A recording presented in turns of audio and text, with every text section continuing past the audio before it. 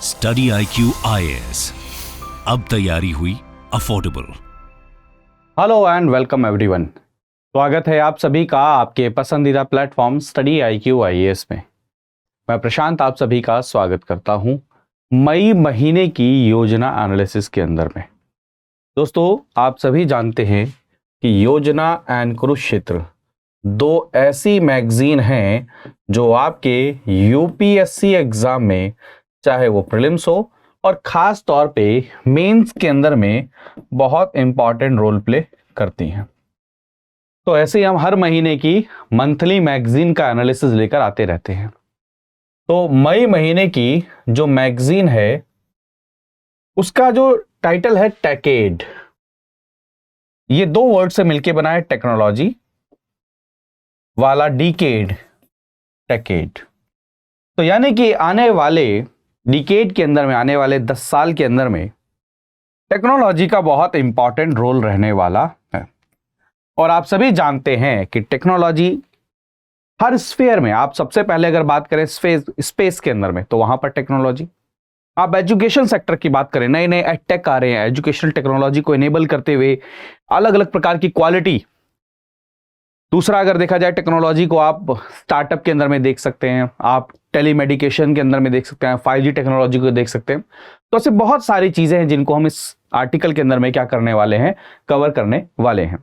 तो चलिए आगे बढ़ते हैं। और आगे बढ़ने से पहले मेरे दोस्त, आपके लिए बहुत ही खास ये इंफॉर्मेशन, मैं हर किसी को हर समय यही बात कह रहा हूं कि अगर आप 2024 की तैयारी कर रहे हैं और आपने मन बना लिया है कि आपको कोचिंग लेनी है, लेकिन आप डिसाइड नहीं कर पा रहे कि आज लेना है, कल लेना है, परसों लेना है, आप बार बार उसको टाल रहे हैं कि भाई ले लेंगे, तो ये चीज आपको अब नहीं करनी है, क्योंकि आपको पता है कि प्रीलिम्स 2023 हो चुका है।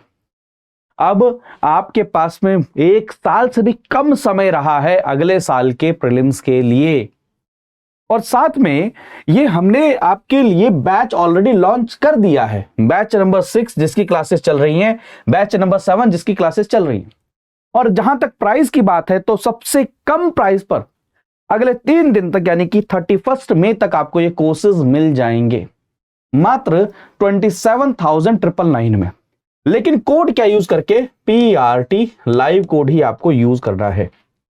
अब दोस्तों, इस कोर्स के अंदर में क्या क्या फीचर्स आपको मिलने वाले हैं? आपको प्रीलिम्स, मेंस, इंटरव्यू के लिए जो तैयारी के अंदर में आपको चाहिए, सारा मटेरियल, सारी क्लासेस, लाइव क्लासेस, आपको CSET की क्लासेस, प्रीलिम्स की टेस्ट सीरीज, क्योंकि आप जानते हैं यूपीएससी ने अपना पैटर्न चेंज कर दिया है, तो उसी पैटर्न के अकॉर्डिंग प्रीलिम्स की टेस्ट सीरीज, मेंस की test series, 1-to-1 mentorship, hand written notes, class में जो पढ़ाया जा रहा है उसके नोट्स मिलेंगे। ये सब कुछ आपको मिलने वाला है इसके अंदर में। और खास एक और मॉड्यूल है इसके अंदर में कि अगर आप प्रीलिम्स का एग्जाम क्लियर कर लेते हैं तो मेंस की तैयारी के लिए आप स्टडी IQ IAS के कैंपस में रहेंगे, फ्री ऑफ कॉस्ट रहना, खाना और अपनी तैयारी को कर पाएंगे। और ऐसे ही हमने बहुत सारे ऑफर इस समय रखे हुए हैं, किसके लिए? ऑप्शनल बैच के लिए भी। आप सोशियोलॉजी, PSIR, जियोग्राफी, हिस्ट्री, आपका एंथ्रोपोलॉजी, आप पब्लिक एडमिनिस्ट्रेशन और हिंदी, इनमें से किसी को भी अगर आप ज्वाइन करना चाहते हैं तो ये सबसे बेहतरीन समय है। आपको 13,999 रुपए में आपको ये कोर्स पूरा मिल जाएगा। PRT लाइव कोड ही आप सभी को क्या करना है? यूज करना है दोस्तों। तो चलिए शुरू करते हैं अपने इस एनालिसिस को। और सबसे पहला देखते हैं इनोवेशन इन स्पेस टेक्नोलॉजी। दोस्त, जब हमारा देश आजाद हुआ, तो आजाद होने के बाद बहुत सारे नेशन ने, इवन कहा जाए पूरे यूरोप ने ही और वेस्टर्न वर्ल्ड ने भारत के एग्जिस्टेंस के ऊपर में क्वेश्चन उठाया।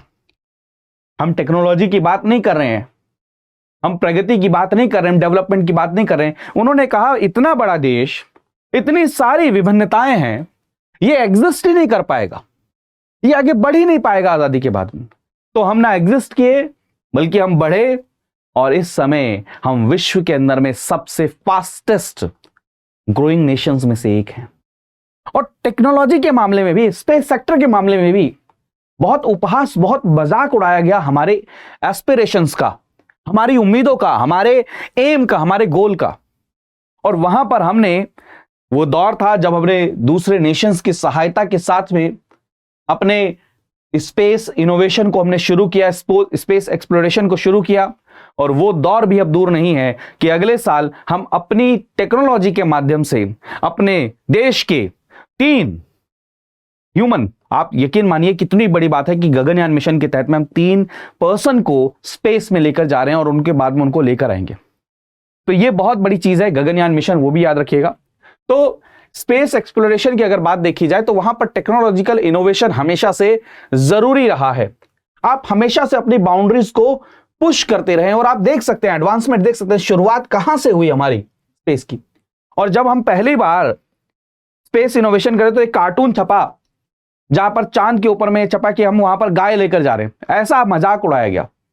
और आज वही देश हमारी तरफ में कोलैबोरेशन के लिए क्या करते हैं, देखते हैं। तो ये क्या है, हमारी एक तरीके की क्या है, अचीवमेंट है।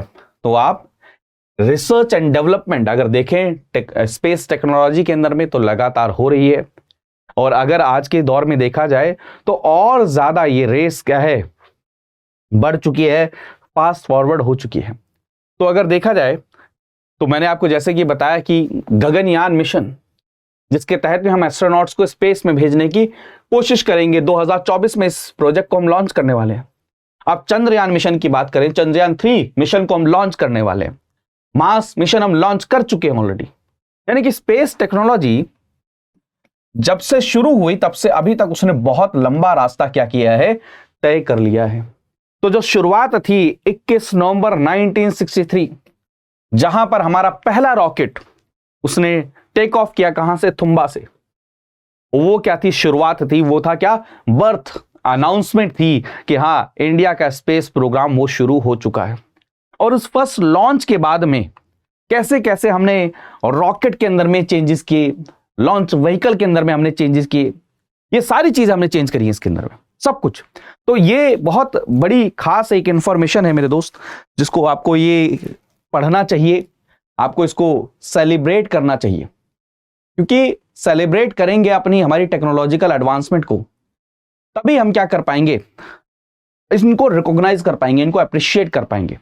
तो अगर देखा जाए स्पेस ट्रांसपोर्टेशन सिस्टम के अंदर में क्या क्या चीजें एडवांसमेंट हुई हैं, क्या क्या चीजें चेंज हुई हैं, तो उसको आगे बढ़ते हैं। सबसे पहले डेवलपमेंट ऑफ साउंड रॉकेट्स। शुरुआत के अंदर में हमने क्या यूज किया, साउंड रॉकेट्स का यूज किया। तो बिगिनिंग अगर देखा जाए 1970 के अंदर में, तो बिगिनिंग होती है स्पेस ट्रांसपोर्टेशन की, जहां पर हम solid propulsion based sounding rockets को बनाते हैं।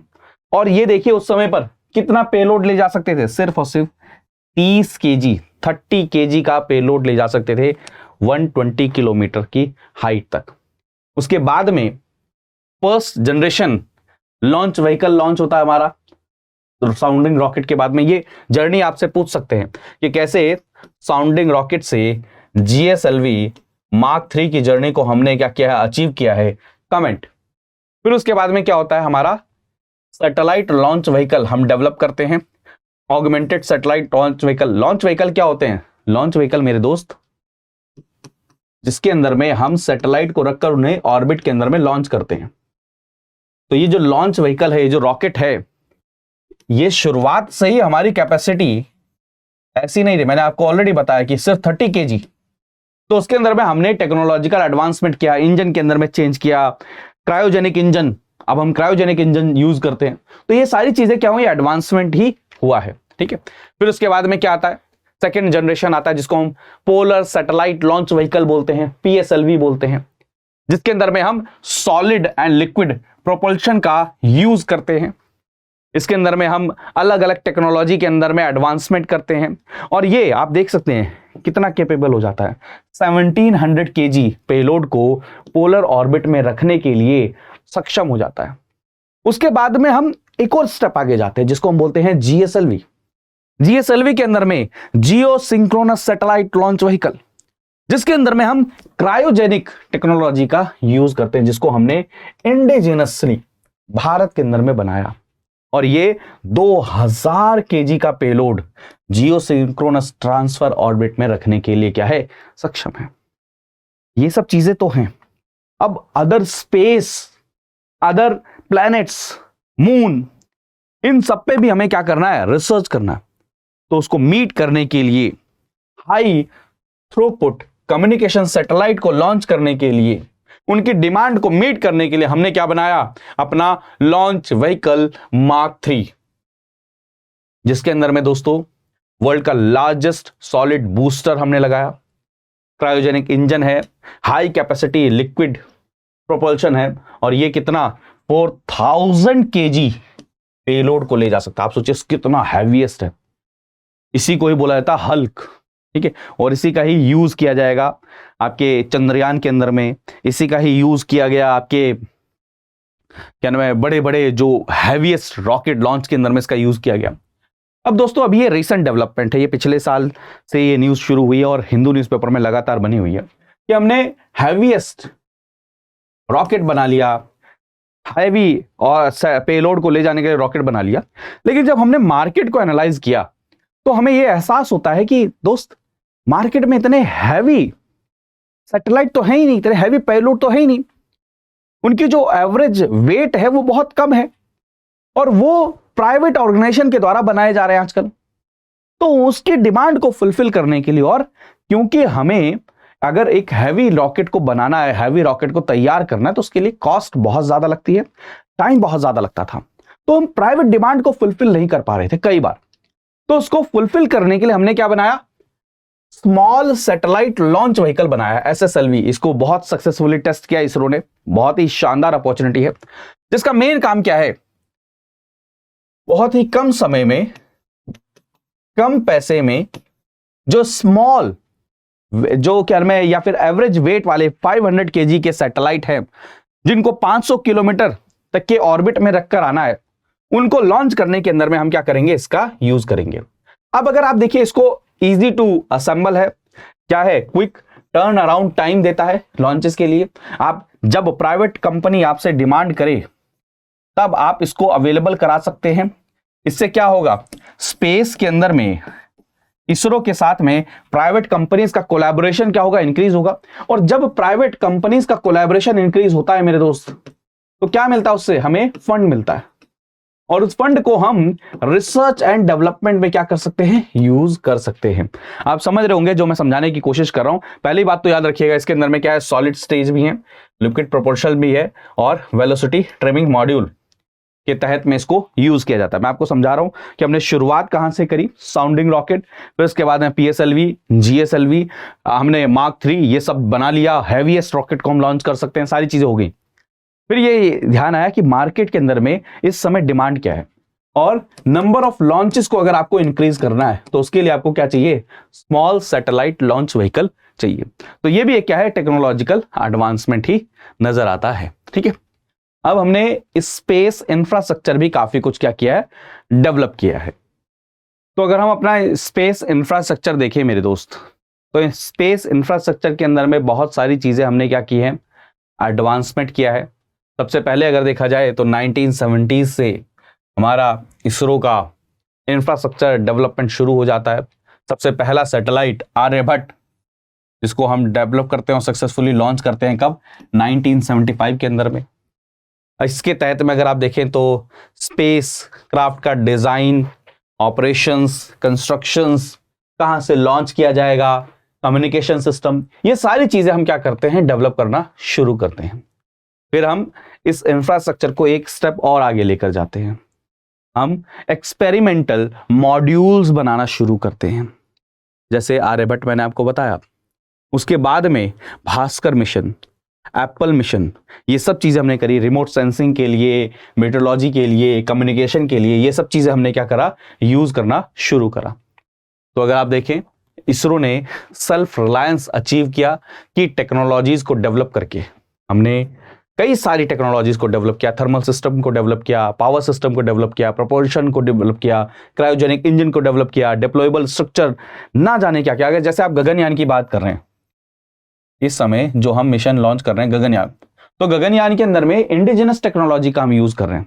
हम सारी की सारी, जैसे मान के चलिए, जाना, वहां पर परफॉर्म करना, फिर वापस आना, उसके अंदर में जो स्पेस सूट लगेगा, वहाँ पर खाने के लिए जो चीज़ें लगेंगी, परफॉर्म अबाउट टेस्ट, सारी चीज़ें हम कर चुके हैं।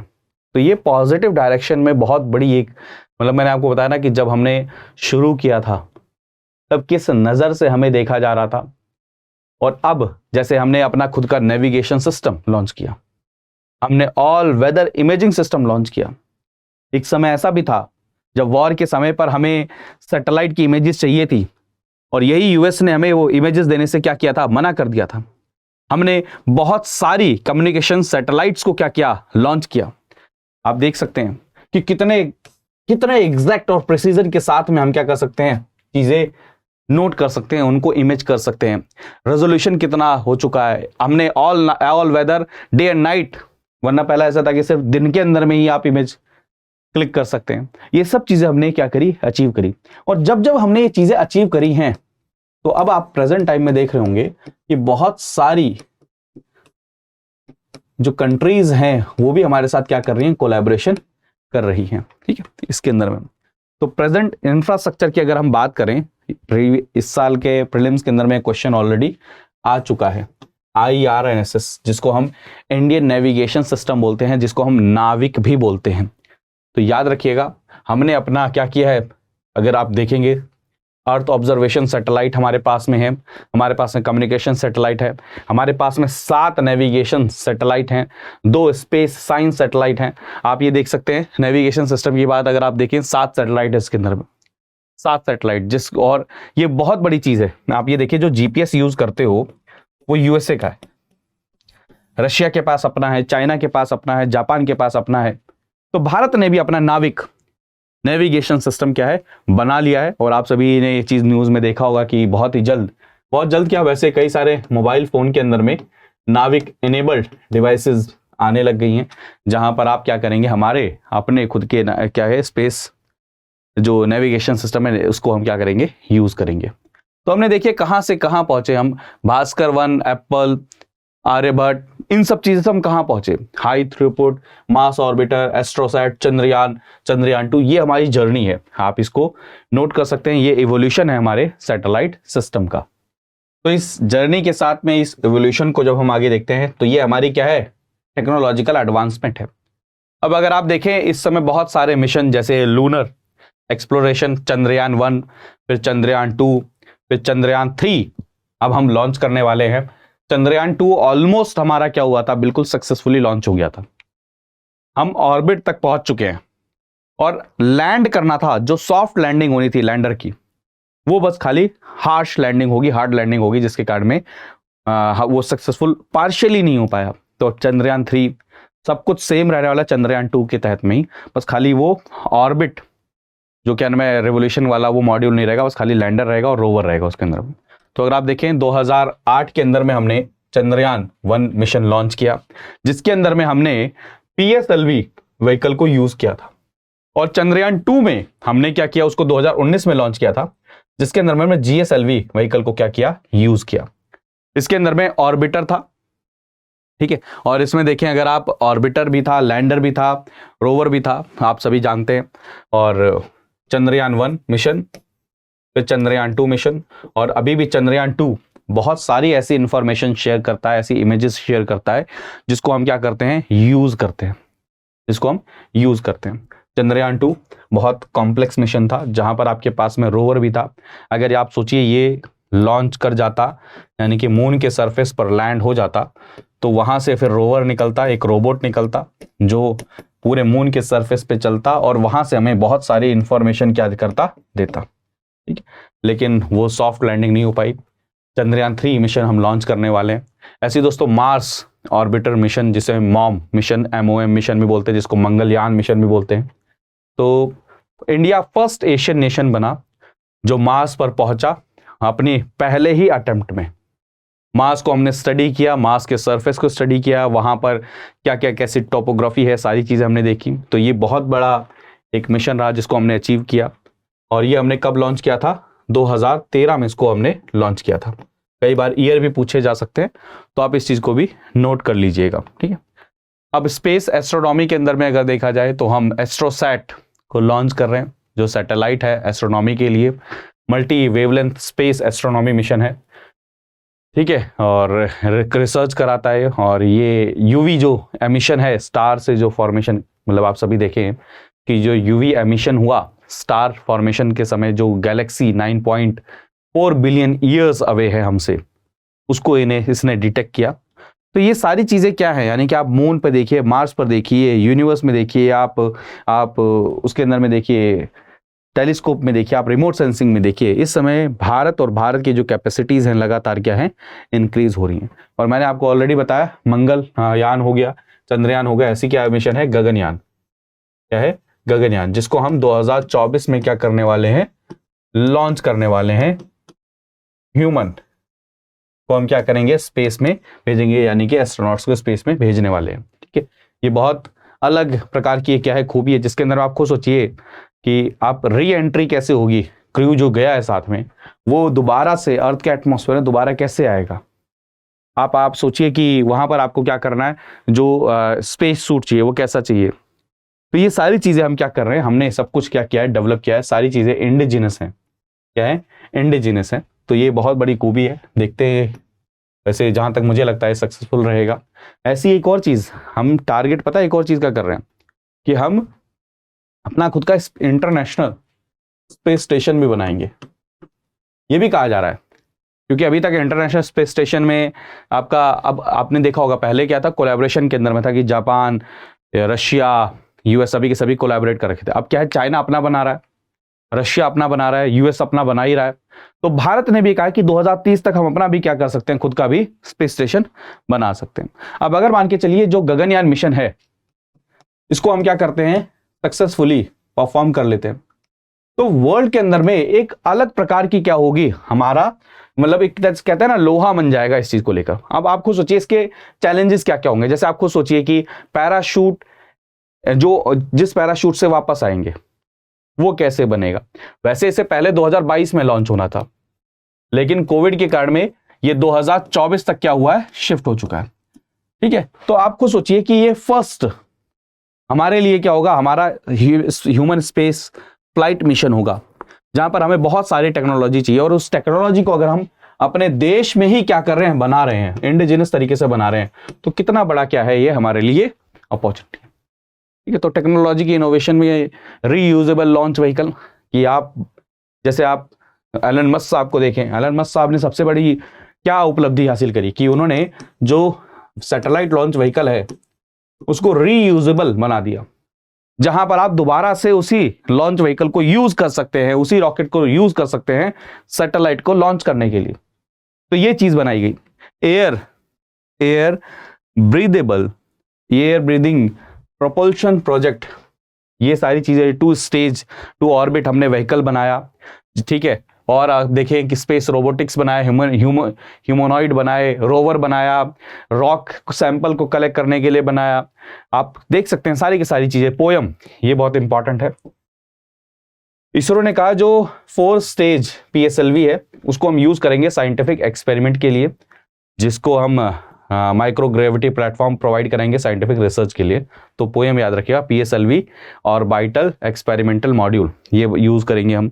स्पेस डाटा इकोनॉमी, तो ये सारी चीजें, यानी कि यहां से ये पता चलता है। अब ह्यूमनॉइड जो है उसका नाम याद रखिएगा, व्योम मित्र, और ये क्या है आपके उसके अंदर में जो गगनयान मिशन है ना, उसमें भी साथ में जाएगा, ठीक है। ये फैक्ट कई बार पूछा गया। तो यहां से हमें पता चलता है कि कहां से हमने शुरुआत करी थी और टेक्नोलॉजिकल एडवांसमेंट के अंदर में हम कहां पर पहुंच चुके हैं, ठीक है।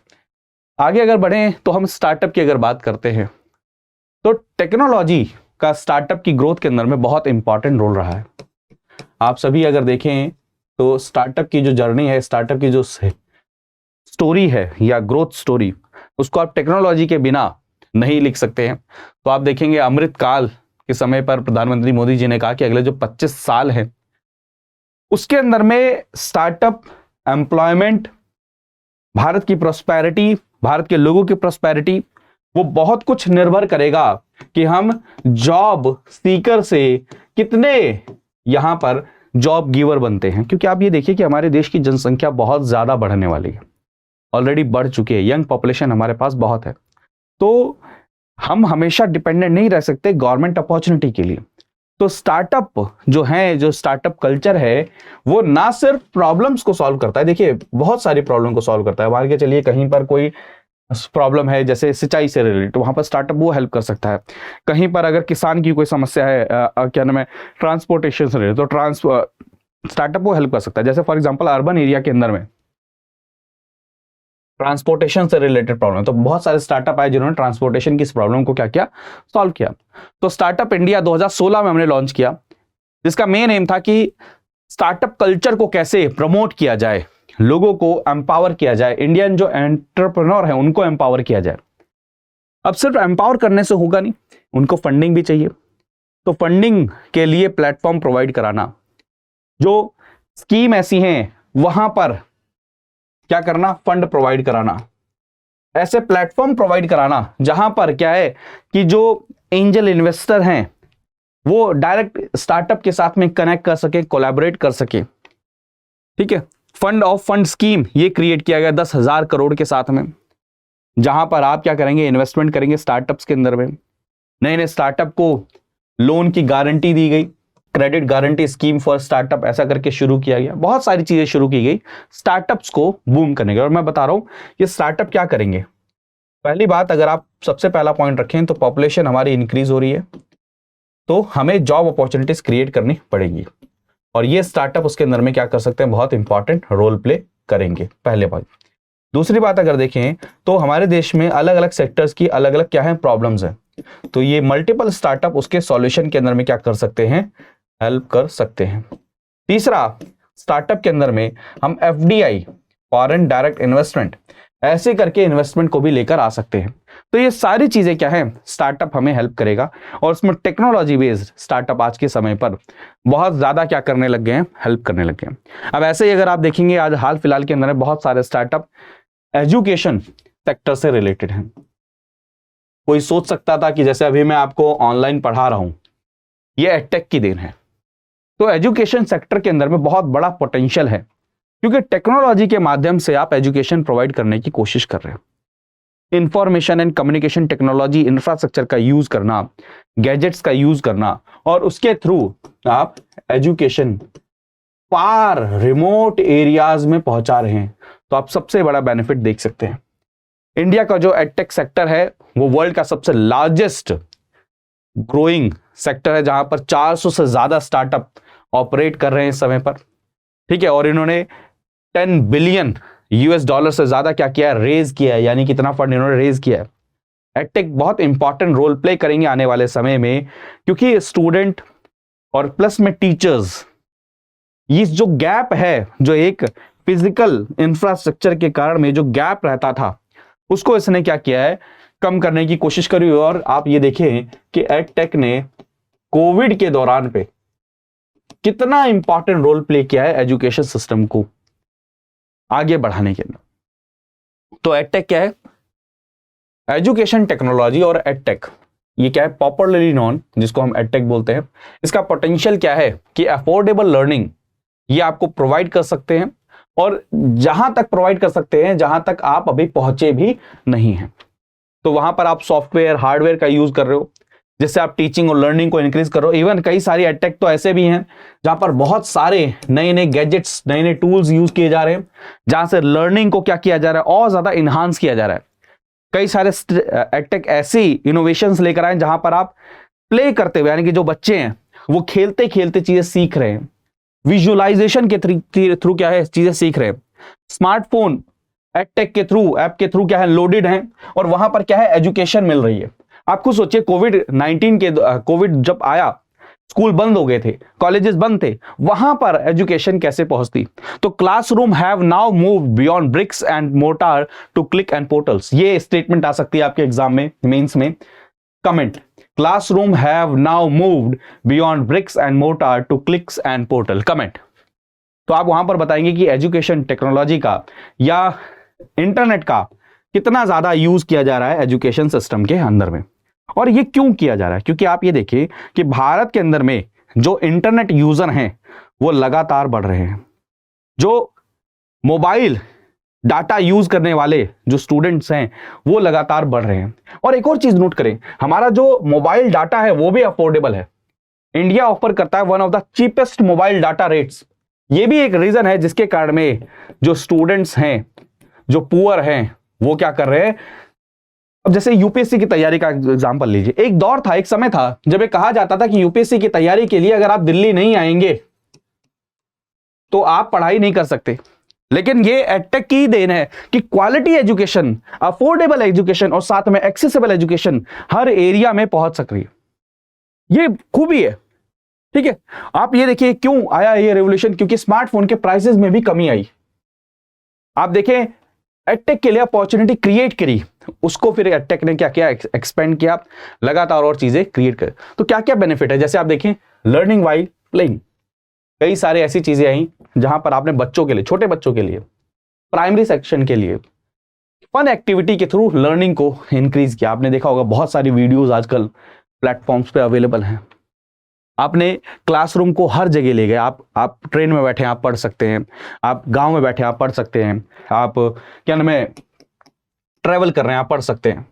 इससे क्या हुआ, आपकी लर्निंग इंक्रीज हुई। और अगर आप लर्निंग अपने इंक्रीज कर सकते हैं अपने मन चाहे समय से, तो जो समय बचा, जो कन्वीनियंस के समय पर आपने कर लिया, अपने पेस के हिसाब से आपने कर लिया, बाकी जो समय बचा उसको आप नई नई टेक्नोलॉजी सीखने में क्या कर सकते हैं, नई स्किल सीखने में क्या कर सकते हैं, उसको यूज कर सकते हैं। ये क्या है, बेनिफिट मिला। तीसरा बेनिफिट क्या मिला, कई बार ये दिक्कत रहती थी कि सिर्फ क्वालिटी जो टीचर्स हैं वो लिमिटेड जगह रहते थे, लेकिन टेक्नोलॉजी के यूज के कारण में जो क्वालिटी टीचर्स हैं वो आपको अब रिमोट एरिया, रूरल एरिया में भी पढ़ाते हुए मिल जाएंगे। किसके थ्रू, डिजिटल प्लेटफॉर्म्स के थ्रू। आप ये चीज नोट करें कि पहले ऐसा माना जाता था कि भाई अगर प्राइवेट स्कूल में आप पढ़ेंगे तो ही बढ़िया नंबर आएंगे, लेकिन आजकल बहुत सारे बच्चे ऐसे हैं जो गांव में हैं और बहुत अच्छे अच्छे नंबर लेकर आ रहे हैं। किसके थ्रू, एजुकेशन इस सेटअप के टेक के थ्रू, ठीक है। तो ये बहुत बड़ी क्या है, बहुत अच्छी चीज है। और चीप यानी कि इन्होंने क्या किया, बहुत कम रुपये, मतलब अफोर्डेबल एक तरीके से बनाया। अब लेकिन कुछ चैलेंजेस भी हैं। सबसे बड़ा चैलेंजेस क्या है, सबसे बड़ा चैलेंज ये है कि जब आप डिजिटल एजुकेशन की बात करते हो तो उसके कारण में साइकोलॉजिकल एंड सोशल इफेक्ट भी उसका पड़ता है। आप ये देखें, आप क्योंकि एक तो सबसे पहली बात, एक और चीज समझिए कि आप अब डिपेंडेंट हो गए। पहली बात, ऑनलाइन एजुकेशन के कारण में जो फेस टू फेस इंटरेक्शन नहीं होता, सोशलाइजेशन की अपॉर्चुनिटी मिस होती है, वो इंपैक्ट करता है आपकी mental health and social skills के ऊपर में। दूसरा, एक और बहुत बड़ा चैलेंज है कि परसेप्शन ऑफ पेरेंट्स का कई बार रिजर्वेशन रहता है एडटेक के लिए, क्योंकि वो क्लासरूम बेस्ड एजुकेशन को ज्यादा पसंद करते हैं। जैसे आप देखें, अभी भी आपको कहता हूं कि भाई ऑनलाइन यूपीएससी की अगर आपको तैयारी करनी है तो स्टडी आईक्यू पे ऑफलाइन से ज्यादा बेहतर तैयारी आपको यहां पे मिल सकती है, क्योंकि आपका टाइम बचेगा, आपका पैसा बचेगा, आप जो ट्रैवल करके जाते हो वो टाइम बचेगा। अपने हिसाब से, अपनी पेस के हिसाब से, अपने जब मन करे तब पढ़ लो। लेकिन फिर भी आपके दिमाग में रहता नहीं क्लासरूम बेस्ड, तो वो परसेप्शन भी क्या करता है, एक चैलेंज के रूप में काम करता है। तीसरा, पुपिल टू टीचर रेशो। ये बहुत इंपॉर्टेंट है कि क्लासरूम के अंदर में पर्सनल मेंटोरशिप मिले जो स्टडी आईक्यू आपको प्रोवाइड कर रहा है। ऐसा ना हो कि इतने सारे बच्चे क्लास के अंदर में आ जाएं पढ़ाते समय पर कि आप पर्सनल अटेंशन ना ही दे पाए। एक पॉइंट और मैं कहूंगा, एक चैलेंज और बहुत बड़ा है, डिजिटल डिवाइड। इंटरनेट की कनेक्टिविटी इतनी वास्ट अभी भी भारत देश में नहीं है। अभी भी जो रीजनल गैप है कनेक्टिविटी के अंदर में वो है। तो यहां से आपको ये चीज समझनी है कि नो डाउट एडटेक बहुत इंपॉर्टेंट रोल प्ले कर रहा है, लेकिन कुछ सर्टेन चैलेंजेस हैं। अगर इनको हम सॉल्व कर लेते हैं तो एक बहुत बड़ा रेवोल्यूशन होकर आ सकता है। स्किल, एजुकेशन, नॉलेज, इन सब को इंपार्ट करने के अंदर में। और ये क्या है, हर सेक्टर, हर सेक्शन, हर रीजन, हर जेंडर गैप, डिस्क्रिमिनेशन, हर चीज को ब्रेक करता हुआ आगे की तरफ जा सकता है। तो बहुत बड़ी चीज है जिसको हम अगर सही से क्या करें, यूज कर ले। अब टेक्नोलॉजी है तो टेक्नोलॉजी तो आप हेल्थ केयर में भी यूज करोगे, टेली कम्युनिकेशन करोगे, टेली मेडिकेशन करोगे, आप ऑनलाइन दवाई दिखा सकते हो, इलाज करवा सकते हो। कई बार जो इनएक्सपीरियंस या जूनियर डॉक्टर्स होते हैं, कई बार बहुत सीनियर एक्सपर्ट डॉक्टर की मदद से ऑनलाइन कॉन्फ्रेंस के थ्रू बड़े बड़े डिफरेंट और डिफिकल्ट केसेस को क्या करते हैं, परफॉर्म करते हैं। आपने ये चीज नोट किया होगा कि हम डिजिटल प्लेटफॉर्म्स के थ्रू एक डिजिटल डाटाबेस बना सकते हैं, जहां पर आपको बार बार जाकर अपनी बीमारी के बारे में या पीछे क्या डायग्नोसिस रहा या फिर अपनी क्या दवाइयां चल उसके बारे में बताने की जरूरत नहीं। एक प्लेटफॉर्म है, आप जाइए वहां पर, उसका एक्सेस है, उसके बाद में डॉक्टर को सारी इंफॉर्मेशन बाय डिफॉल्ट आपकी मिल जाएगी। आप देखिए कोविन के समय पर यह हुआ, कोविड के समय पर जो कोविन ऐप बनाई, वैक्सीनेशन, वैक्सीन, सर्टिफिकेट, सब कुछ डिजिटल प्लेटफॉर्म पर। तो ये क्या है, आप software, hardware, services integrated platform का अगर डिजिटल तरीके से इस्तेमाल करते हैं, किसके लिए, हेल्थ सर्विसेज के लिए, तो आप हेल्थ सर्विसेज के अंदर में आप डॉक्टर से कंसल्ट कर सकते हैं, जब समय लगे तब आप कंसल्ट कर सकते हैं, जिसके कारण में केयर गिवर्स, पेशेंट्स, उनके बीच में क्या हुआ है, आपस में एक दूसरे के साथ डाटा एक्सेसिबल हो गया है। ठीक है, तो ये क्या है, बहुत बड़ी एक ये भी एक प्रकार का रेवोल्यूशन है, जहां पर डॉक्टर पेशेंट जो रिलेशनशिप है उसको अलग प्रकार का क्या है, चेंज कर दिया गया है। ठीक है, तो digital health aims to achieve an equal level doctor patient relationship with shared decision making and democratisation of the care. ठीक है, तो ये सारे के सारे हैं। तो आप अगर देखेंगे डिजिटल हेल्थ की जो मार्केट है, अगर $332.53 बिलियन की 2022 में देखी जा रही है, और आप देखें 2032 में कितनी ग्रोथ होगी, 19.4 की ग्रोथ होगी। पैंडेमिक 19 के समय पर जो डिजिटल हेल्थ वाला कॉन्सेप्ट है, जो इनोवेशन है, उसने और ज्यादा क्या किया, आगे की तरफ में गया। वहां पर मतलब इसको एक नया आयाम, एक नया पुश मिला, नए प्लेटफॉर्म बने, टेलीमेडिसिन प्लेटफॉर्म बने, रिमोट मॉनिटरिंग सॉल्यूशंस बने, जिसने क्या किया, आपकी जो हेल्थ केयर है उसको क्या किया है, रिवोल्यूशनाइज कर दिया है।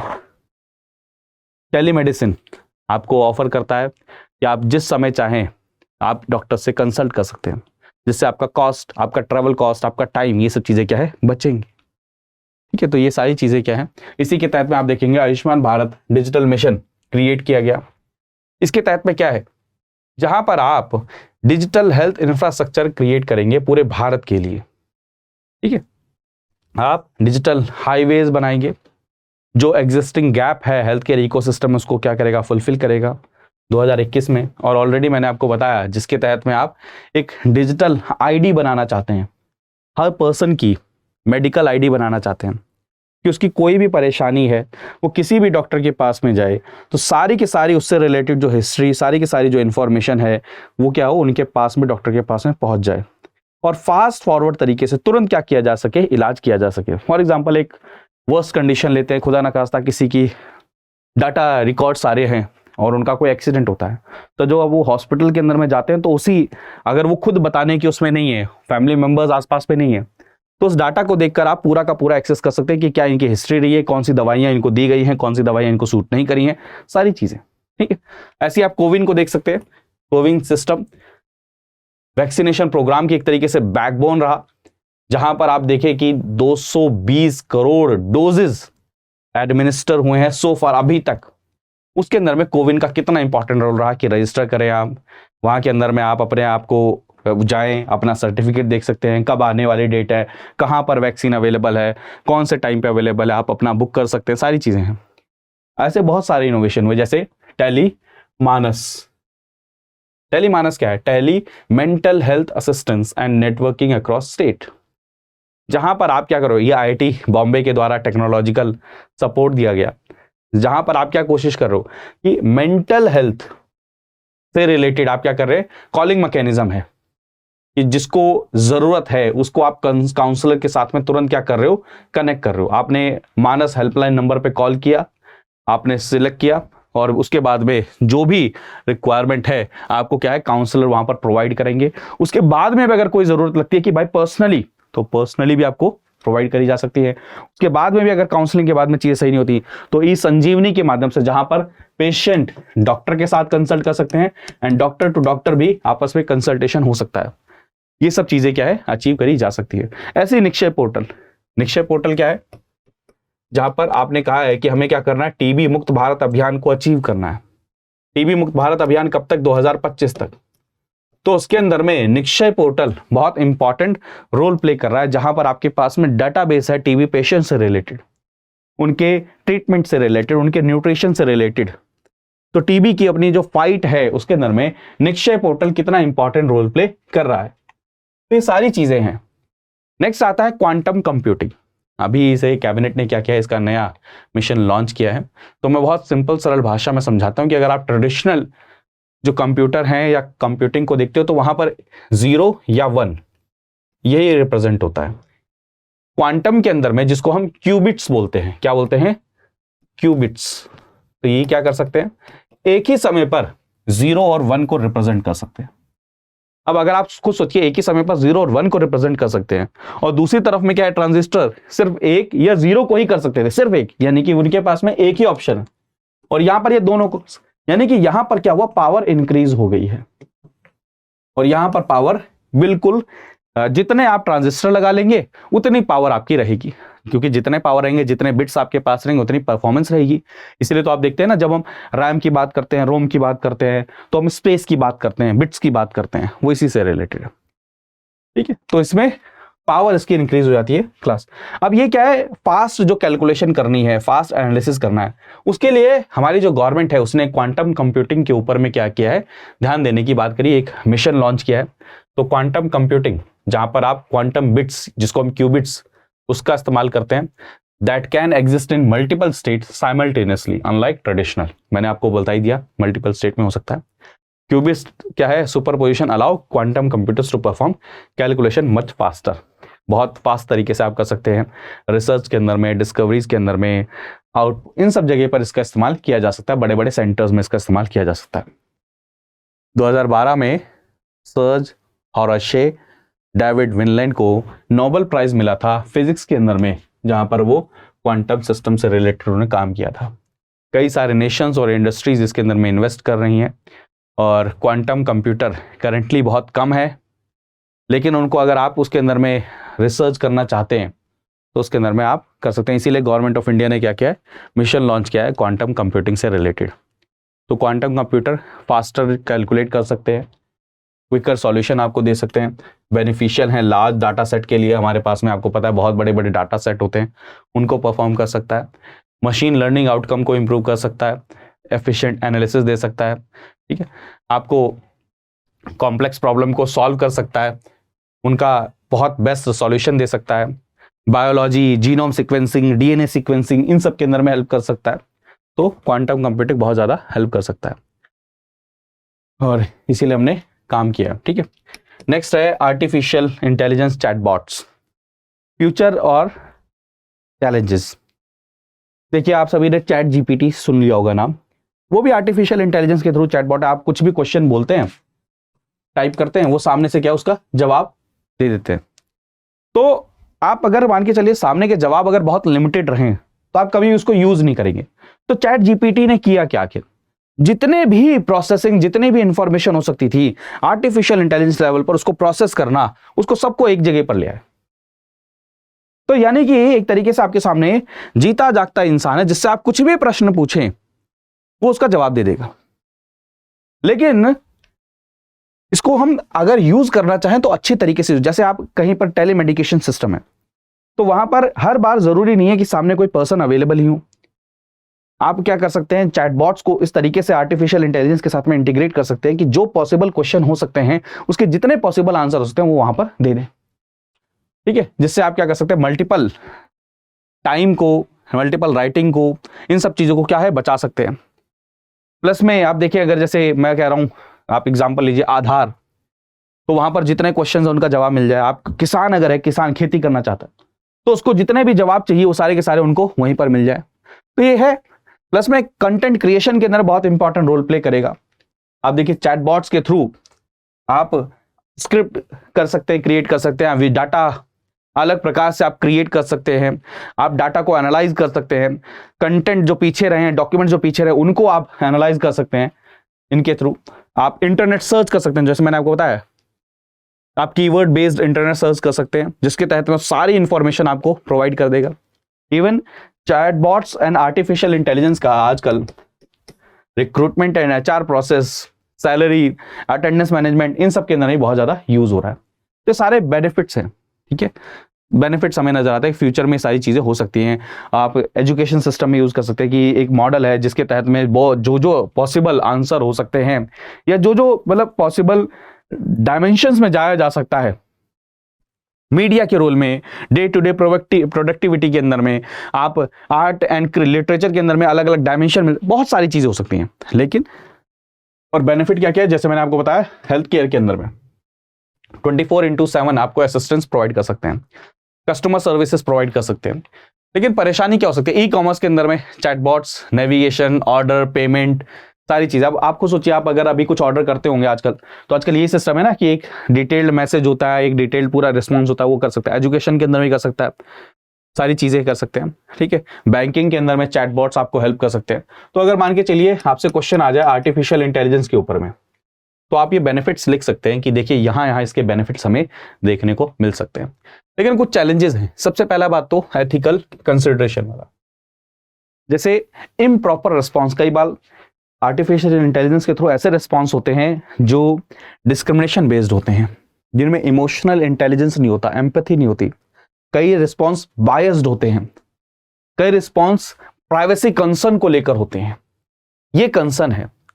जॉब डिस्प्लेसमेंट, कहा जा रहा है कि जो काम करने के लिए आपने किसी ह्यूमन को हायर कर रखा था, अब आप आर्टिफिशियल इंटेलिजेंस की तरफ अगर जाते हैं तो हो सकता है उस काम को परफॉर्म करने के लिए जो पर्सन थे उनको आप क्या करें, फायर कर दे। तो जॉब क्राइसिस को लेकर भी एक बहुत बड़ा चैलेंज हो सकता है। तो एक बैलेंस बनाना पड़ेगा किसके बीच में, कि आप जो आर्टिफिशियल इंटेलिजेंस है उसको रिस्पॉन्सिबिलिटी क्या करें, उसकी रिस्पॉन्सिबिलिटी आपके ऊपर में कि उसको रिस्पॉन्सिबिली आप क्या करें, डेवलप करें ह्यूमन के सुपरविजन के अंदर में, जहां पर उसके कुछ ना कुछ क्या हो, लिमिटेशंस हो। वरना आपको सोचिए, आर्टिफिशियल इंटेलिजेंस का यूज करके आजकल आप देख रहे हैं fake videos, morph videos, hate speech, pornography, इन सब में कितना ज्यादा यूज किया जा रहा है। तो आप ये क्या है, एक प्रकार का कहते हैं ना, जो वरदान हो सकता है वो कई बार अभिशाप भी हो सकता है अगर आप उसको सही से यूज ना करें तो ये बहुत बड़ा एक कंसर्न हो सकता है अगर आप सही से उसको यूज नहीं करते हैं तो। नेक्स्ट आर्टिकल है दोस्तों 5G। आने वाली टेक्नोलॉजी 5G टेक्नोलॉजी है और 5G के अंदर में डाटा बड़ा फास्ट और देखिए अब सब कुछ फास्ट का प्रोसेस चल रहा है। आप अपने आप में ही अगर किसी डाटा को डाउनलोड करने के अंदर में अगर आपको थोड़ा सा भी समय लगे तो आप क्या हो जाते हैं, फ्रस्ट्रेट हो जाते हैं। तो ऐसे ही 5G government based services, businesses, content creation, edtech, इन सब में क्या कर सकता है, फास्ट डाटा प्रोवाइड कर सकता है। तो आपको पता है 5G सर्विसेज लॉन्च हो चुके हैं भारत के अंदर में अक्टूबर 2022 के अंदर में, कुछ सिलेक्टेड सिटीज के अंदर में ही है। 2024 के एंड तक कहा गया कि पूरे भारत में इसको कवर कर लिया जाएगा, जहां पर मोबाइल फोन यूजर्स क्या कर पाएंगे, 5G टेक्नोलॉजी का यूज कर पाएंगे। और 5G टेक्नोलॉजी क्या करेगा, एक्सपेंड करेगा टीयर 2 टीयर 3 के अंदर में, फ्यूचर में इसको एक्सपेंड किया जाएगा। तो 5G टेक्नोलॉजी एक बहुत इंपॉर्टेंट रोल प्ले कर रहा है जियो पॉलिटिक्स के अंदर में भी। अब आप सभी जानते हैं भारत खुद की 5G टेक्नोलॉजी को डेवलप करना चाहता है। चाइना इस 5G टेक्नोलॉजी के थ्रू, अब आप खुद सोचिए अगर फ्यूचर 5G टेक्नोलॉजी का, ये सारी चीजें 5G टेक्नोलॉजी के ऊपर में ही बेस्ड होंगी और किसी एक कंट्री की 5G टेक्नोलॉजी के ऊपर में क्या हो जाए, मोनोपोली हो जाए, तो आप उसके ऊपर में क्या हो जाएंगे, निर्भर हो जाएंगे। तो इसलिए चाइनीज जो टेलीकॉम कंपनीज हैं वो बहुत एग्रेसिव हैं 5G टेक्नोलॉजी को लेकर, और वो सिर्फ 5G टेक्नोलॉजी को नहीं, बहुत कम प्राइस पर प्रोवाइड कराने के लिए तैयार हैं। और जब वो बहुत कम प्राइस पर पहुंचाने के लिए तैयार रहती हैं, तो ताइवान हो गया, यूएस हो गया, ऐसे जो देश हैं जिन्होंने 5G टेक्नोलॉजी डेवलप करी है लेकिन उनकी कॉस्ट ज्यादा है, उनको चैलेंज मिलता है। क्या मिलता है, उनको चैलेंज मिलता है। और दूसरा एक और बहुत बड़ा कंसर्न है, चाइनीज कंपनीज मैक्सिमम क्या है, कंट्रोल्ड रहती हैं किसके द्वारा, चाइना की गवर्नमेंट के द्वारा। तो यह भी एक बहुत बड़ा कंसर्न रहता है कि चाइना अगर उसकी टेक्नोलॉजी को हम यूज करते हैं तो सिक्योरिटी का कंसर्न रहेगा हमेशा से। तो साइबर थ्रेट लैंडस्केप में बहुत बड़ा एक पोटेंशियल है और पॉलिटिकल, जियोपॉलिटिकल राइवलरीज के अंदर में इसका यूज किया जा सकता है, साइबर अटैक के लिए यूज किया जा सकता है। तो इन सब कंटेक्स्ट के अंदर 5G टेक्नोलॉजी बहुत इंपॉर्टेंट हो जाता है और एक बहुत बड़ा क्या है, क्रिटिकल इंफ्रास्ट्रक्चर है जो हमारे किसी भी देश के नेशनल डेवलपमेंट, इकोनॉमिक ग्रोथ के लिए बहुत इंपॉर्टेंट है। और अगर मान के चलिए जियोपॉलिटिकल लेवल पर किसी आपके एडवर्स नेशन को इसका क्या है मिले, बेनिफिट मिले, तो क्या करेगा, ये आपको ही इंपैक्ट करेगा। प्राइवेसी का रिस्क मैंने आपके साथ बताया कि 5G network, smaller antenna, base station चाहिए होते हैं, स्मॉलर एरिया ऑफ कवरेज चाहिए होता है, but higher density of network infrastructure, जिसके कारण में प्राइवेसी कंसर्न आता है। प्रिसाइज लोकेशन आपको मिल जाती है जिससे आप ट्रैक कर सकते हैं, मोबाइल, इंटरनेट यूजर, सारी चीजें यहां से निकल कर आती हैं, तो ये प्राइवेसी का कंसर्न भी यहां से निकल कर आता है। स्मॉलर कवरेज एरिया होने के कारण में क्या होता है, बहुत ज्यादा रिस्क हो जाता है इंटरसेप्टिंग मोबाइल ट्रैफिक को। आप क्या कर सकते हैं, यूजर की प्राइवेसी को एक्सप्लॉइट कर सकते हैं। जैसे for example, threat actors can exploit vulnerabilities in the network to intercept calls को इंटरसेप्ट कर सकते हैं, आपके लोकेशंस को ट्रैक कर सकते हैं, मॉनिटर कर सकते हैं इंडिविजुअल की एक्टिविटी को। तो ये बहुत बड़ा एक पोटेंशियल, देखिए मैं बार बार कह रहा हूं, टेक्नोलॉजी एक वरदान है, बशर्ते उसको आप सही से यूज करें। तो अगर आप उसको सही से यूज नहीं करते हैं, और वैसे भी दोस्तों 5G टेक्नोलॉजी अगर इकोनॉमी के लेवल पर देखा जाए तो बहुत बड़ी अपॉर्चुनिटी है, जियोपॉलिटिकल लेवल पर भी देखा जाए तो भी बहुत बड़ी अपॉर्चुनिटी है, बहुत बड़ी अपॉर्चुनिटी है। साइबर सिक्योरिटी, आत्मनिर्भरता, इन सब चीजों के अंदर में बहुत इंपॉर्टेंट रोल है इसका 5G टेक्नोलॉजी का। नेक्स्ट आर्टिकल आता है डिजिटल पब्लिशिंग। वो दौर था जब सारी चीजें प्रिंट होकर आपको मिलती थी, लेकिन अब एक दौर ऐसा आ चुका है कि सारी चीजें आपको डिजिटल प्लेटफॉर्म पर मिलने लग गई हैं। रीडर्स अपने प्रेफरेंस और अपने इंटरेस्ट के हिसाब से कंटेंट को पढ़ सकते हैं डिजिटली। दूसरा, यह भी कहा जाता है कि देखिए हर पहलू के, हर सिक्के के दो पहलू हैं। एक कि इससे जो एनवायरनमेंट है उसको इंपैक्ट नहीं पड़ेगा, दूसरी तरफ में लोग ये भी कहते हैं कि इससे जो ऑलरेडी एस्टैब्लिश्ड इंफ्रास्ट्रक्चर है उसको नुकसान होगा, वहां पर जो जॉब करते हैं उनको नुकसान होगा। दूसरा, आप कह रहे हो कि भाई एनवायरनमेंट को नुकसान नहीं होगा, लेकिन डिजिटली एक्सेस करने के लिए भी तो आप एनवायरनमेंट का नुकसान कर रहे हो।